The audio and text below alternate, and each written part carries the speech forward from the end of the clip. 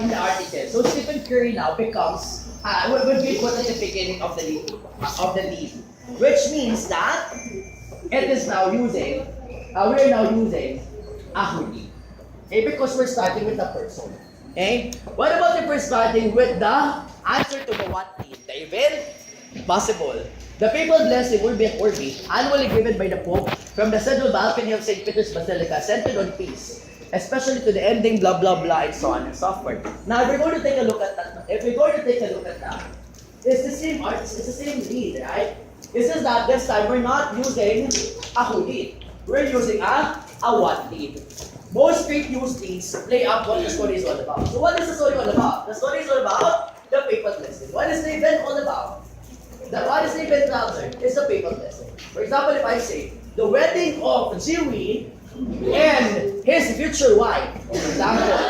Now, the wedding now is the what? Is answer to the what? Right? So that becomes a what.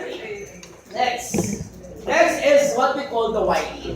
The YE stays the reason for the news. Most of the articles of the Queen actually use for YE. For example, English week, science week, math week. Why?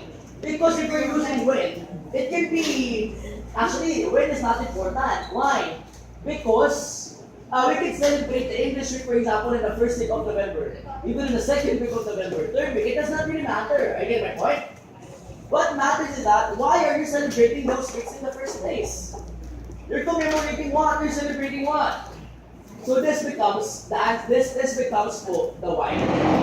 And the why states the reason for the news. So if the news is about the English week, why are we talking about the English week? Why is the English week happening in the first place? Okay? Look at this one. Reminding the people of the message of Christ's resurrection.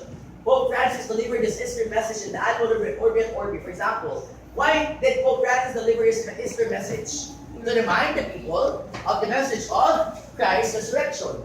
So now you see the why. Is that clear? Next, what about if it is a howling? A howling is often used for unusual happenings and action stories. Okay? By closing the island for a few months and eliminating illegal man-made structures, government officials and environmentalists hope that Boracay will be rehabilitated back into its pristine beauty. Look at this one. The government officials and environmentalists hope that the beauty of Boracay will be back. Diba? Now, how are they going to do that? By closing the island for a few months and eliminating all illegal man-made structures. This becomes the how. Because you answer the question, how are they going to achieve that? Is the how. For example, the Drama Guild, okay? Listen, for example, the Drama Guild officers and members will be presenting their annual play, okay? On August 3, 2019. The question is how? How are we going to present it? For example, by practicing, so on and so forth. So the answer to that question, it becomes the how. Okay? So for example, the University Junior High School Pep Squad aims to win this competition on this and so on and so forth. How?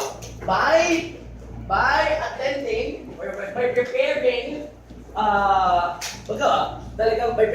by giving their best and attending the practices, preparing and so on and so forth. It's the how. Is that clear? Okay? Yes. Next, the when lead. You know what? The when and the where lead.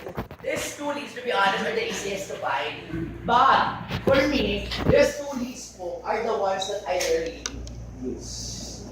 Why? Why po? Why? Because number one, when lead. Everything naman for every news, you would always say, pwede na nihaiyan mo eh. So there's always an answer. But not at all times, the date would be significant. Okay? For example, I was telling you earlier, a monthly months, for example, we can have the monthly months on the 4th, on the 5th, on the 6th, on the 7th, on the 8th, right? So it does not really matter. But when does this specific, or when do these dates matter? 1, anniversaries. Right? 2, holidays. Right? The dates that cannot be moved to another one. Can we move Christmas to December 26? No. So we can put those dates.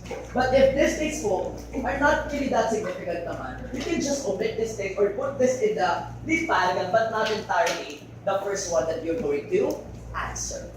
Okay? So it is used if an event takes place at an unconventional hour or making an announcement where the time is important. Pwede rin ganito.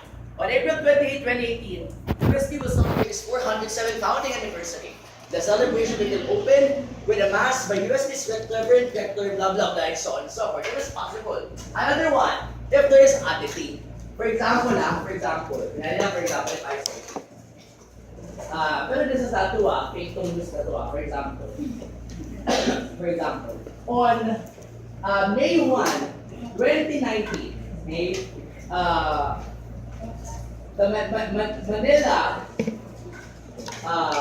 for example, weather stations, for example, recorded the coldest time. For example, now is the date important? Of the year, for example. Yes, why? Because May 1, they're expecting the coldest weather.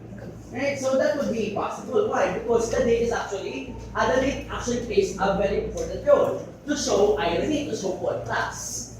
Right? So that's possible because it happens at an unconventional time. Weirdly, it is used if an event takes place at an unusual location. For example, a murder happened, for example, inside a church. Inside the church, she was killed. For example, inside the church, Mary was killed by her husband, for example. Now, is that correct? Yes, why? Because who would expect that the whole basis, a murder will take place inside the church? Right? So it becomes, there's oddity, right? Unusual location. So during those times, you can use the wind. At the word. Questions about those types of lead. Again, what do we call these types of lead? This is what we call the conventional lead or the summary lead or the who, what, when, where, how, why lead.